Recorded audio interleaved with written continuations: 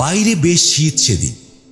রায়বাহাদুরের বাড়ির বৈঠকখানায় বসে বেশ গল্প জমেছিল। আমরা অনেকে ছিলাম। ঘন ঘন গরম চা ও পুলুরি মুড়ি আসাতে আসর একেবারে সরগরম। রায়বাহাদুর অনুকূল মিত্র একজন মস্ত বড় শিকারী। আমরা কে তার কথা না শুনেছি। তার ঘরে ঢুকে চারিদিকে চেয়ে শুধু দেখবে মরা বাঘ ও ভালুকের চামড়া। বাঘ ভালুকের মুখ বাঁধানো ঘরগুলো দেখে মনে হয় ট্যাক্সিডার্মিস্টের কারখানায় বুঝি এসে পড়লাম। কিন্তু সেদিন আরেকজন লম্বা মতো প্রৌঢ় ব্যক্তিকে রায়বাহাদুরের অতি কাছে বসে থাকতে দেখে ও শিকার সম্বন্ধে দু একটি কথা বলতে শুনে বেশ অবাক হয়ে গেলাম। রায়বাহাদুরের সামনে শিকারের কথা বলে এমন লোক তো আজও দেখিনি।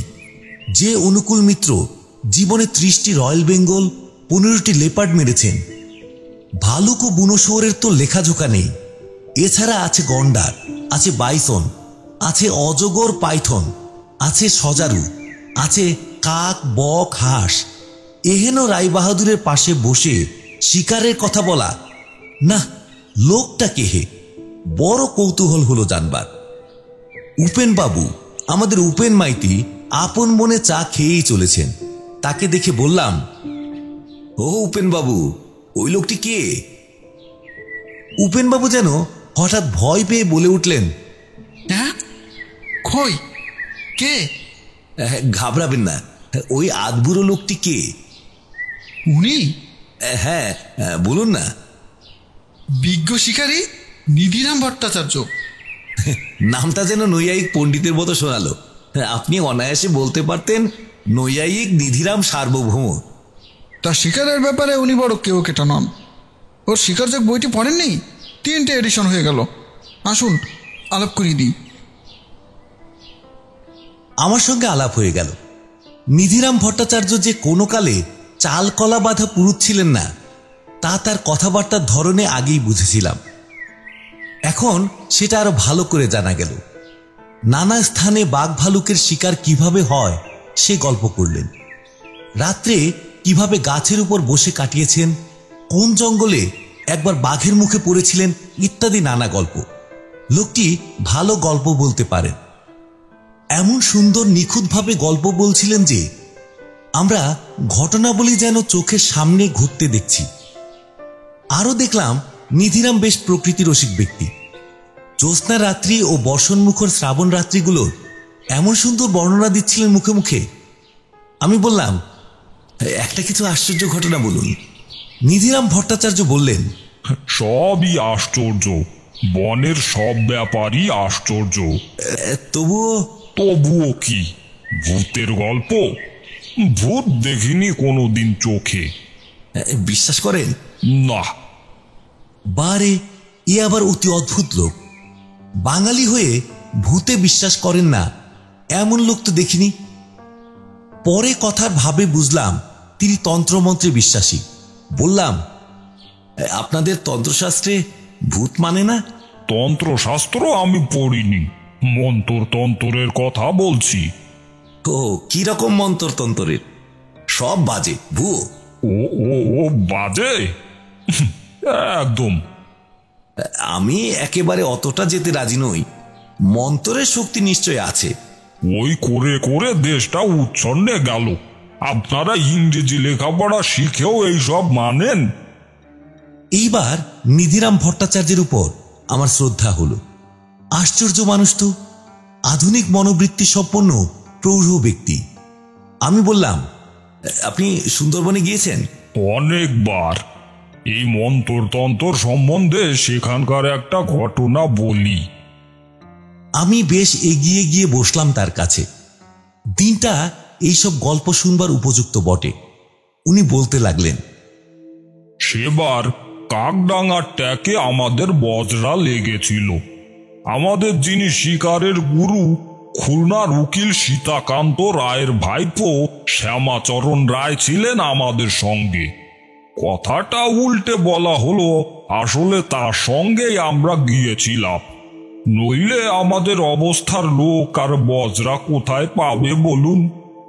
যেখানে বজরা বাঁধা হলো সেখানটা একটা খালের মুখ। গভীর বনের মধ্য দিয়ে এসে এখানে নদীতে পড়েছে কাকডাঙ্গার খাল। খালের দৃশ্য বড় সুন্দর, দুধারে হেতাল ঝোপ, বনের মধ্যে গরান আর গোলপাতার গাছ, জলের ধারে টাইগার ফার্নের জঙ্গল। এই টাইগার ফার্নের জঙ্গলের মধ্যেই সাধারণত বড় বড় বাঘ আত্মগোপন করে থাকে।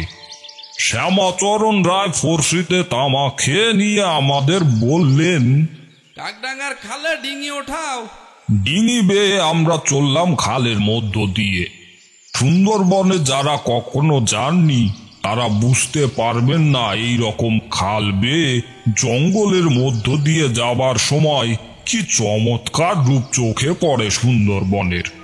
কখনো হেতাল ঝোপ, কখনো বন্য লেবুর জঙ্গল, গোল গাছের সারি, কোথাও বা বাতাবি লেবুর মতো প্রচুর ফল হয়ে আছে, কোথাও বা হলদে ফুল ফুটে আলো করে আছে বন্যলতা।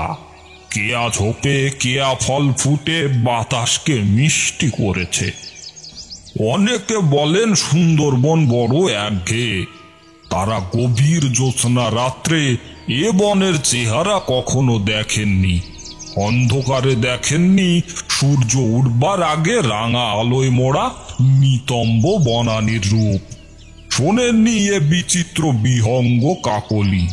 আমার গুরু শ্যামাচরণ রায় এত ভালোবাসতেন এই বন যে বাড়িতে বলেছিলেন তিনি মারা গেলে তার দেহটি যেন সুন্দরবনে সমাধিস্থ করা হয়, তার আত্মা এতে শান্তি পাবে। আমি বললাম, তিনি বেঁচে আছেন? না, বহুদিন দেহ রেখেছেন। দেহ কি সমাধিস্থ করা হয়েছিল বনের মধ্যে? না, হিন্দুর দেহ সমাধিস্থ করা নিয়ে গোলমাল হয় সমাজে, তাই হয়নি। বড় দুঃখের কথা। তারপর বলুন। শুনুন তারপর। কিন্তু একটা কথা, সবটা শেষ হয়ে না গেলে কোনো প্রতিবাদ করতে পারবেন না। বেশ, বলুন। নিধিরাম ভালোভাবে তামাক টেনে দম নিয়ে অনেকখানি ধোঁয়া ছেড়ে তারপর আবার বলতে লাগলেন, অনেক দূরে চলে গেলাম খাল বেয়ে। সত্যি কথা বলতে কি, শিকার করার নেশার চেয়েও এই ঘন বনভূমির দৃশ্য আমাকে পেয়ে বসেছিল। যখন প্রায় মাইল খানেকেরও বেশি চলে গিয়েছি নদী থেকে, তখন খালের ধারের বন ঝোপের মধ্য থেকে কে যেন বলে উঠল, বাবু, ও বাবুরা। আমরা চমকে উঠলাম। ডিঙির হিন্দু মাঝি বলে উঠল, শ্যামাচরণ রায় গলা উঁচু করে ডাঙার দিকে চেয়ে বলে উঠলেন, চুপ কর সবাই, কে ওখানে? ক্ষীণ স্বরে কে বললে, বাবু, আমি। কে তুমি? কোথায় তুমি? সামনে বেরিয়ে এসো। এই যে বাবু, আমি হেতাল ঝোপের পাশেই বসে। সত্যি এতক্ষণ লোকটাকে দেখতে না পাওয়ার দরুন ওর স্বর অশরীর কণ্ঠ নিঃসৃত বলে ভ্রম হচ্ছিল বটে। এবার লোকটাকে সবাই দেখতে পেলে। ওই তো বসে আছে হেতাল ঝোপের ডাইনে। ওকে আগেও দেখা গিয়েছিল, এবার বুঝলাম। কিন্তু আলো ছায়ায় জলের মধ্য দিয়ে ওকে গাছের কাটাগুড়ির মতো দেখাচ্ছিল। আমরা দস্তুর মতো অবাক হয়ে গিয়েছিলাম ওকে ওখানে একা বসে থাকতে দেখে। সুন্দরবনের সঙ্গে যাদের পরিচয় আছে তারা বুঝবেন এরকম বনের মধ্যে একা বসে থাকতে বাতুলেও ভয় পায়। শ্যামাচরণ রায় বললেন, ও বেশ, তা ওখানে কি করছো? বাবু, হেতালের ফল কাটছিলাম। বড্ড খিদে পেয়েছে, গরিব লোক। কথাটা ঠিক জবাব হলো না। খিদে পাওয়া তো শরীরের ধর্ম, সেটা আশ্চর্যের ব্যাপার না। এ জঙ্গলে ঢুকলে পাকা কুল ছাড়া যে আর কিছু খাবার পাওয়া যায় না তাও ঠিক, কিন্তু তুমি এখানে এলে কি করে? বাবু, আমি ফকির মানুষ, ভয় ডর করলেই আমাদের চলে। আমারে একটু নৌকায় তুলে নেবেন বাবু। কাল রণঘাটের ট্যাকে আমাকে নামিয়ে দিলে হেঁটে পীরের দরগায় গিয়ে রাত কাটিয়ে কাল সকালে বাড়ি যাব। নেবেন বাবু? তোমার বাড়ি সেখানে? কাল রণঘাটের কাছে মানিক সেনের পাড়ায়। শ্যামাচরণ বাবু কিছু বলবার আগে আমাদের ডিঙির মাঝি দুজন আপত্তি জানিয়ে বললে, নিবেন না বাবু, নিবেন না। ডিঙির নিয়ম জানেন তো? সুন্দরবনে চলতি ডিঙিতে পথের লোক তুললে সে বড্ড অপয়া। বাবু, বাবু যাচ্ছেন যখন একটা শুভ কাজে। শ্যামাচরণ বাবু রেগে বললেন, এই, তোদের কি বুদ্ধি? কেন বাবু?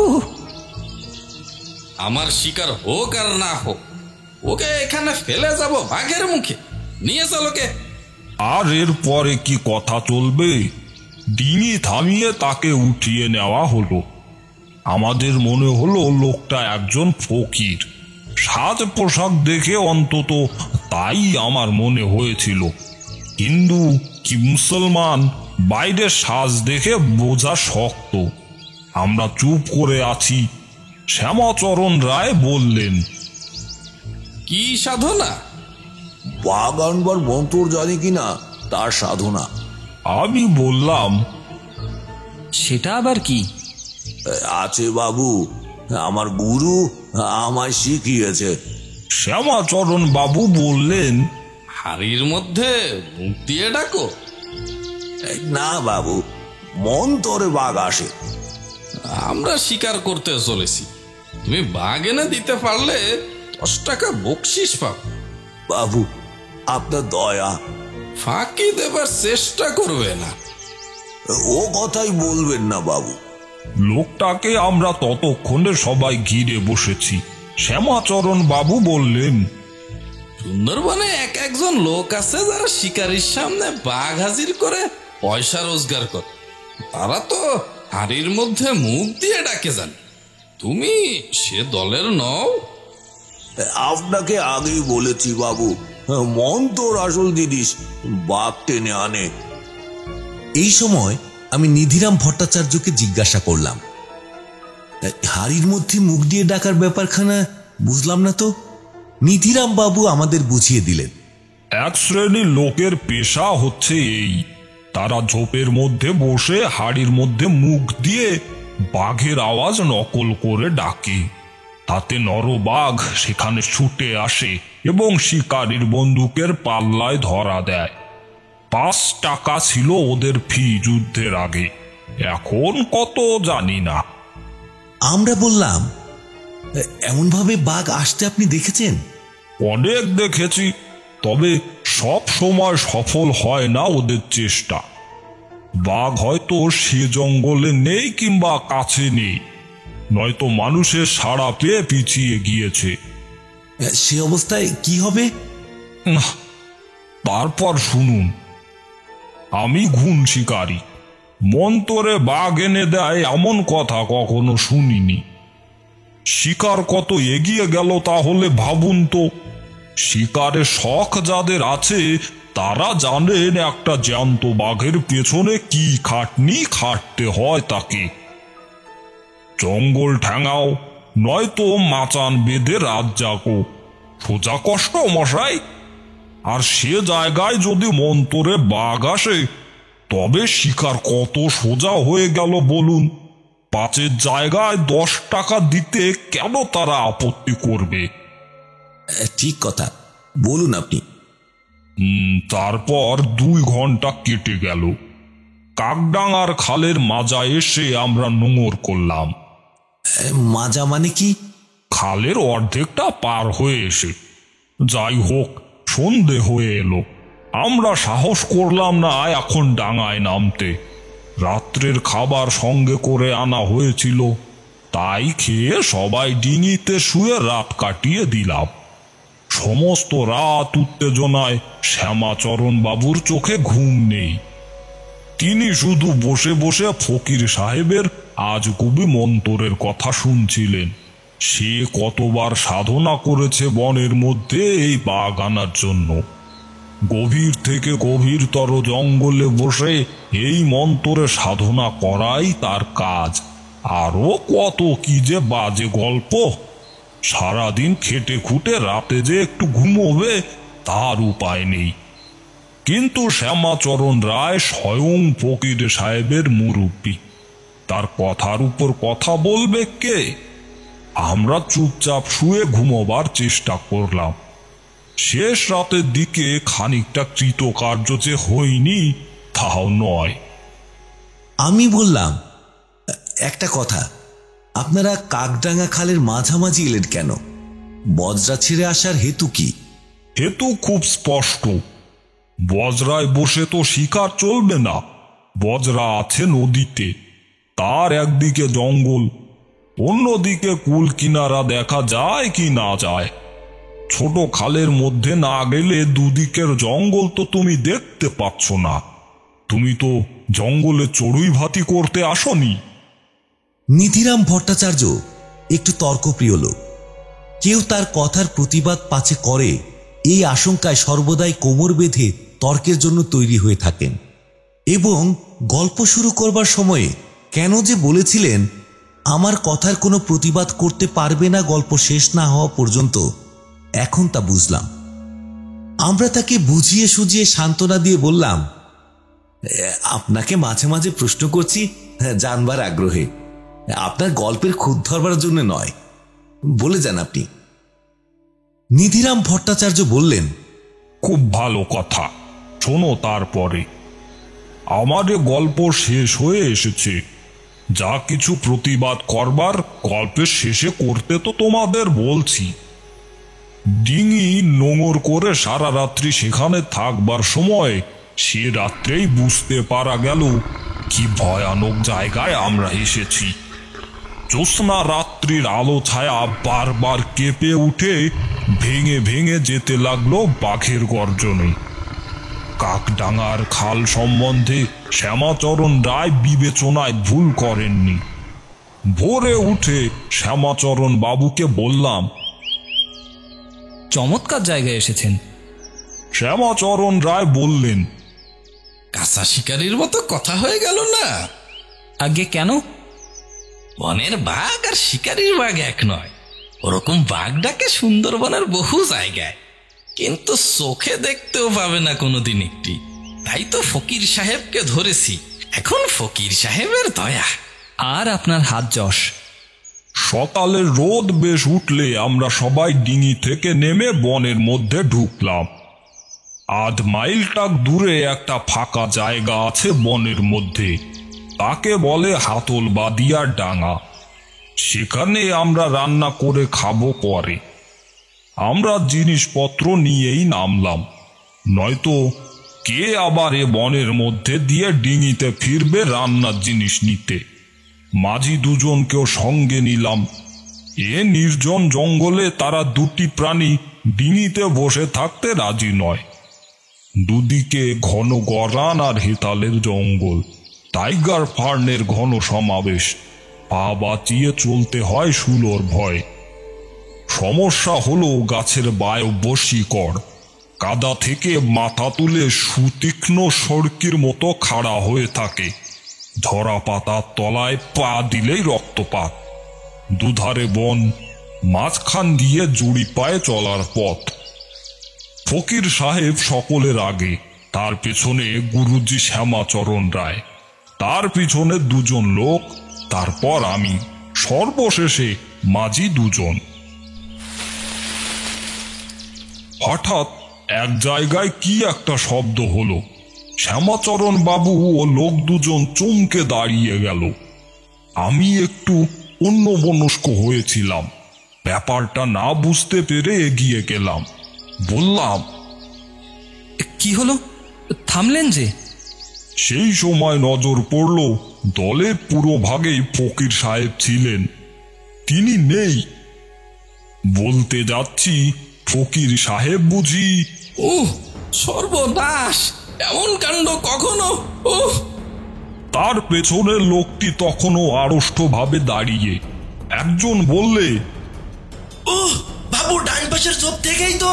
শ্যামাচরণ বাবু আড়ষ্ট গলায় বললেন, আহা, গরিব লোক। আমি মন্তর আওড়াতে বলেছিলাম ওকে মনে মনে।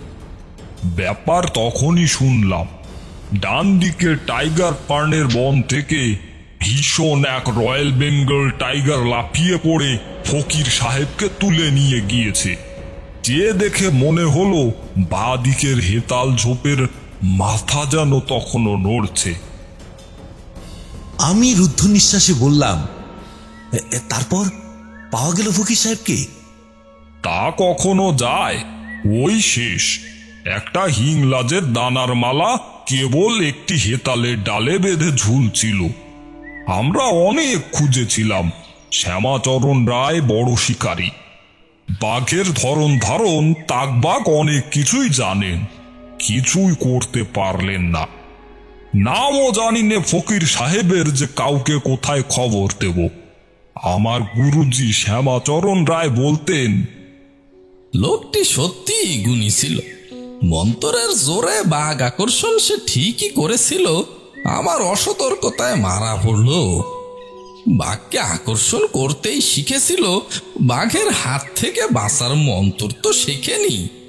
অপরাহ্নের দিকে আমরা খোঁজাখুঁজি শেষ করে কাকডাঙ্গার খাল বেয়ে বজরা ধরলাম নদীতে। মন সবারই এত খারাপ হয়ে গেল যে সেবার আমাদের শিকারে আর কোনো উৎসাহই রইল না। শ্যামাচরণ বাবুকে একটা কথা আমি জিজ্ঞাসা করেছিলাম, গুরুজি, ফকির সাহেবকে দলের আগে আগে যেতে কে বলেছিল? আপনি তো জানেন নিরস্ত্র অবস্থায় আগে আগে ওভাবে যেতে নেই। শ্যামাচরণ রায় বলেছিলেন, বিশ্বাস করিনি যে, বোগাস বলেই ভেবেছিলাম তোমাদের মতো